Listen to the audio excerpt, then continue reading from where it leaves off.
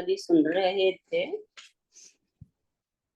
उसमें हम लोगों ने 6 स्वरूप के 6 प्रकार सुने। आत्मा के स्वरूप के 6 प्रकार तो हमने सुने, अभी 5 और बाकी हैं। तो हम उन 5 को और सुनते हैं।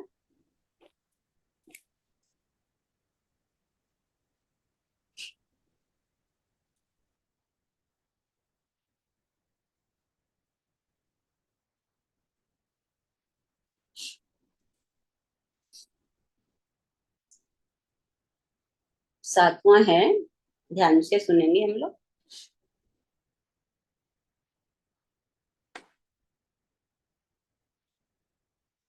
आत्मा क्रिया रहित है। आत्मा क्रिया रहित है, दो दो बार बोलूंगी। क्रिया रहित है मतलब कुछ करती नहीं, बल्कि उसकी उपस्थिति मात्र से सब हो रहा है। आत्मा क्रिया रहित है।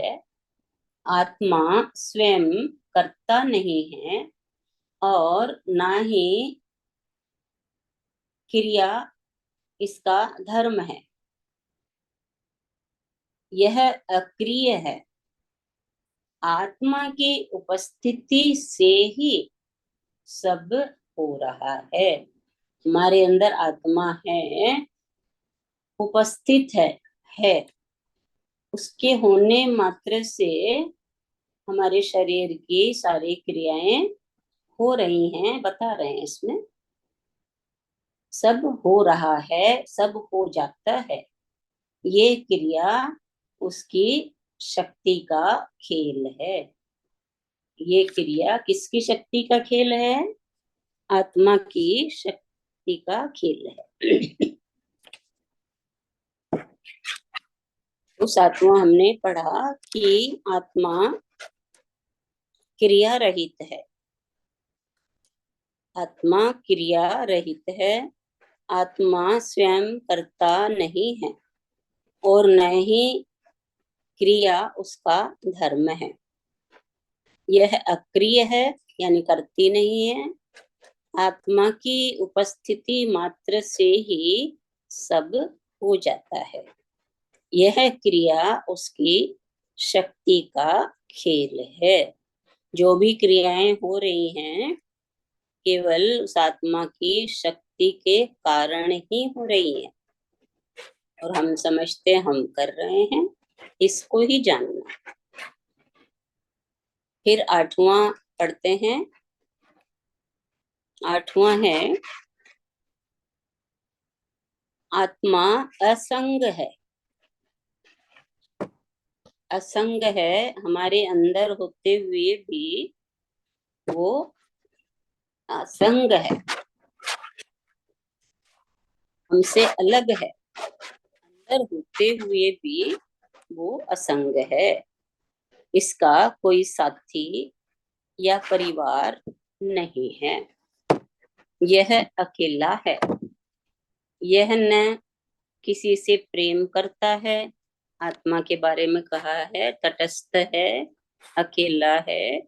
ना ही किसी से प्रेम करता है, ना ही दुश्मनी द्वेष करता है। ये अकेला ही सर्वगुण संपन्न है। ये अकेला ही सर्वगुण संपन्न है।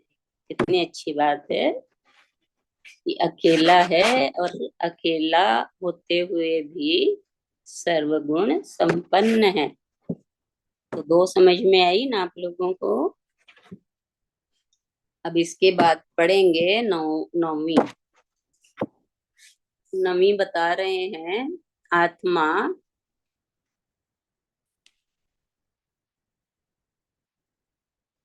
आत्मा निष्प्रह है।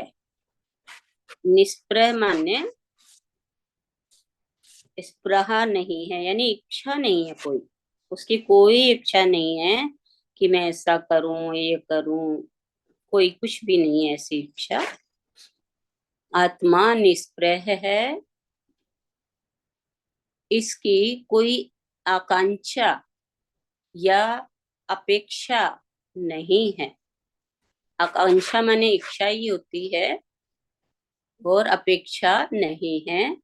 यह न प्रसन्न होता है और न क्रोधित।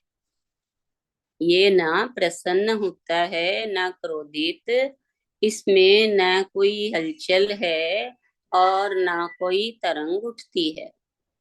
यह उद्वेलित भी नहीं होता। आत्मा इन सांसारिक कार्यों में लिप्त नहीं होता। यह सर्वथा निर्लिप्त है यानी डिटैच है। ये संसार उसी की अभिव्यक्ति है। ये संसार उसी की अभिव्यक्ति है। यह उसका शक्ति प्रदर्शन है। यानी आत्मा की शक्ति का ये प्रदर्शन है संसार की। आत्मा की शक्ति से कैसे सब कुछ संसार में हो रहा है। आत्मा की अपनी कोई इच्छा नहीं है, अपेक्षा नहीं है, चाह नहीं है।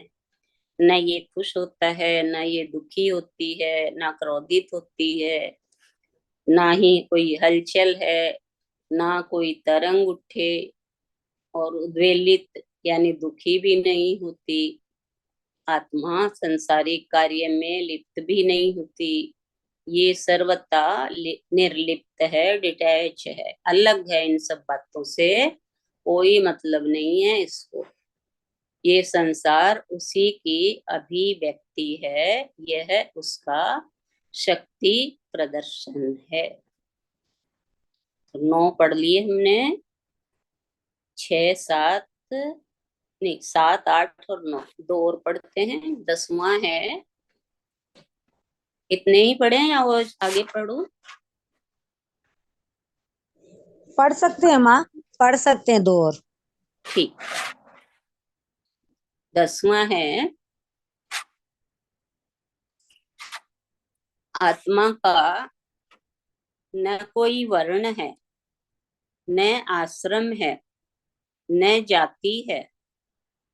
आत्मा न करता है, न भोगता है, न भोग्य विषय है। इन तीनों से परे असंग, निराकार और विश्व का साक्षी मात्र है, केवल दृष्टा है। एकदम समझा दिया। आत्मा केवल देख रही है सबको, करती कुछ भी नहीं है। मनुष्य करता है और भोगता है, वो कुछ नहीं करती। केवल देख रही है हम क्या कर रहे हैं, कैसे कर रहे हैं। जैसे कैमरा लगा हो हम, वो कैमरा हमें केवल देख सकता है और कुछ कर नहीं सकता। वैसे ही ये आत्मा सब कुछ हमें करते हुए देख रही है। और जैसा हम अच्छा करते हैं तो अच्छा लौट के आता है, और गलत कुछ होता है तो हमें ही मिलता है रिटर्न। तो ये हमें बताया 11वां पॉइंट। 10वां। अब 11वां है,